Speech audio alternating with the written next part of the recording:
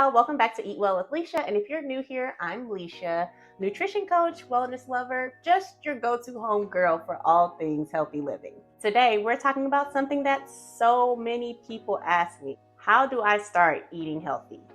Like, for real. No overwhelm, no strict diets, just simple steps that actually work. Well, I got y'all covered like I always do. Let's start with the most important thing.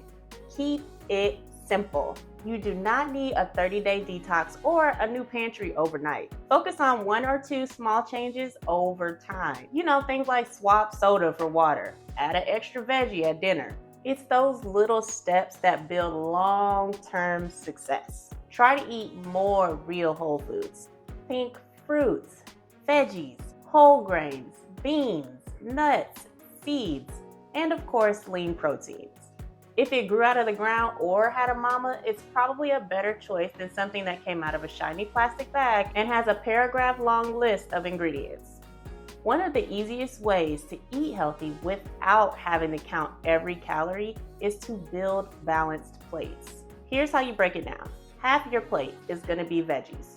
A quarter of your plate is proteins. A quarter is healthy carbs. And don't forget healthy fats like avocado, olive oil, or nuts. Balanced plates help with energy, digestion, and keeping you full. Grocery shopping is where your healthy habits really start. Here are a few beginner-friendly tips for the next time you go to the grocery store. Make a list before you go. It'll save you time and keep you focused. Stick to the outer aisles. That's where the fresh whole foods are. Check those food labels. Look for short ingredient lists and skip anything that has ingredients that you cannot pronounce. And listen, don't shop hungry. That's how the random snacks end up in the cart. Go grocery shopping on a full stomach, okay?